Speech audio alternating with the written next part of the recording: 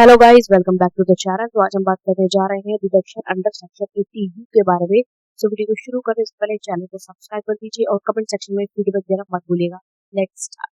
तो इंट्रो क्या कहता है 80U का? 80U provides a fixed deduction from total income to resident individual taxpayer who is suffering from disability. शुद्ध भाषा में बताया जाए तो 80U एक ऐसा प्रोविजन है जो कि इंडिया के रेजिडेंट को, अगर किसी को कोई डिसेबिलिटी की प्रॉब्लम है तो उनकी इनकम पे एक फिक्स अमाउंट ऑफ रिडक्शन हमको प्रोवाइड करवाती है। और सिंपल भाषा में आपको बताऊं, अगर इंडिया के किसी भी इंसान को किसी भी तरीके की डिसेबिलिटी है तो उसकी इनकम पे कुछ अमाउंट एज अ डिडक्शन दे दिया जाता है, जिसपे आपको कोई टैक्स पे नहीं करना पड़ता है। लेकिन इसकी एप्लीकेबिलिटी सिर्फ वही है जिसको डिसेबिलिटी है, डिपेंडेंट्स को नहीं मिलता। डिपेंडेंट क्या होता है?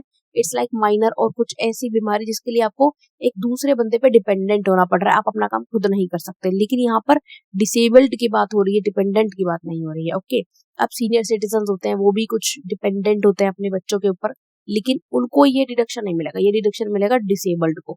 तो एप्लीकेबिलिटी डिफाइन कर लेते हैं, डीप में देख लेते हैं एक चीज कि must be an individual tax payer. सबसे पहले तो इंडिविजुअल टैक्स पेयर होना चाहिए, दूसरा इंडिया का वासी होना चाहिए, रेजिडेंट होना चाहिए।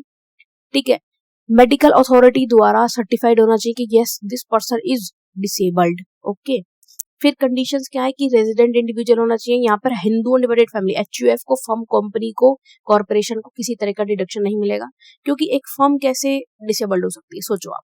ठीक है, एक हिंदू अनडिवाइडेड फैमिली, पूरी की पूरी फैमिली कैसे डिसेबल्ड हो सकती है? ओके, फिर मस्ट हैव डिसेबिलिटी सर्टिफिकेट। एक प्रिस्क्राइब्ड मेडिकल अथॉरिटी, मतलब एक गवर्नमेंट मेडिकल अथॉरिटी है, फिर जिसको कि गवर्नमेंट ने अथॉरिटी दे रखी है कि भाई हाँ तुम डिसाइड कर सकते हो, उसके द्वारा आपको साइन करके दिया जाए सर्टिफिकेट कि हाँ भाई ये इंसान जो है डिसेबल्ड है। फिर यहाँ पर डिडक्शन फिक्स है, एक्सपेंसेस से रिलेट नहीं करती है। वो ये नहीं कह रहा है कि आप खर्चा करोगे तभी डिडक्शन देंगे ना, तुम कमा रहे हो तो हम डिडक्शन दे रहे हैं खर्चे से, फिर चाहे तुम कितना ही करो हमें कोई मतलब नहीं है। फिर वो कहता है कि डिसेबिलिटी अगर आपके टेम्परेरी है, होता है कई बार कोई इंसान टेम्परेरी, वो कहता है टेम्परेरी पैरालिज हो जाता है, पैरालाइज होता है, टेम्परेरी पर्पस के, टेम्परेरी टाइम पीरियड के लिए होता है। तो ऐसे में आपको सर्टिफिकेट जो है पीरियडिकली रिन्यू करवाना पड़ेगा, भाई हर साल है या 2 साल में एक बार है। ठीक है, जब आपका सही हो जाएगा तब आपका जो सर्टिफिकेट अपने आप लैप्स हो जाएगा, वो फिर काम का नहीं रहेगा आपका, बिकॉज आप सही हो चुके हो। ठीक है, ऐसा इसलिए किया जाता है ताकि लोग फ्रॉड ना करें। भाई टेम्परेरी कोई डिजीज हो गई थी, आपने सर्टिफिकेट बनवा लिया, अब पूरी जिंदगी उसके लिए जो आप डिडक्शन क्लेम करा जबकि आप सही हो चुके हो। ओके, फिर वो कह रहा है no need to submit certificate. आपको सबमिट करने की जरूरत नहीं है उस सर्टिफिकेट को रिटर्न ऑफ इनकम के साथ, बस आपको वेरिफिकेशन के लिए उसको अपने पास रखना है। ओके, जो आपने मेडिकल सर्टिफिकेट बनाया है। फिर सबसे इंपॉर्टेंट चीज आती है कि कौन कौन सी डिसेबिलिटीज इस सेक्शन के अंदर कवर होती है।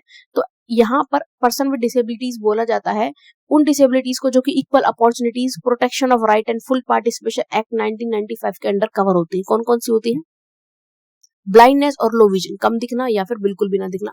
लेप्रोसी क्योर, लेप्रोसी क्योर मतलब क्या होता है? लेप्रोसी एक बीमारी है जो कि क्योर हो चुकी है। क्योर मतलब ठीक नहीं हो चुकी, मतलब वो आगे नहीं फैलेगी। लेप्रोसी, जिसने आई मूवी देखी होगी ना, it's like a muscle damage या फिर स्किन इन्फेक्शन। ठीक है, तो वो लेप्रोसी होता है। हियरिंग इम्पेयरमेंट, ना सुनना, locomotor disability, mental retardation, mental illness, autism, cerebral palsy, multiple disabilities इसमें आती है। फिर आता है क्वांटम ऑफ डिडक्शन कितना है। इफ SSC जो है 80% से कम, 80% से ज्यादा डिसेबल्ड है, आई रिपीट 80% से ज्यादा डिसेबल्ड है, तो 1,25,000 का यहाँ पर उसको डिडक्शन मिलेगा। अगर SSC 80% से कम लेकिन 40% से ज्यादा डिसेबल्ड है तो यहाँ पे उसको 75,000 का डिडक्शन मिलेगा। ओके, डिडक्शन जो है यहाँ पर फिक्स है, एक्सपेंडिचर से रिलेट नहीं करता है, स्टैच्यूटरी डिडक्शन है, मैंने आपको पहले भी बताया था। अब एक एग्जांपल ले लेते हैं। एग्जांपल क्या कहता है? मिस अनन्या जो है उनकी एज 32 है और उनको 75% जो है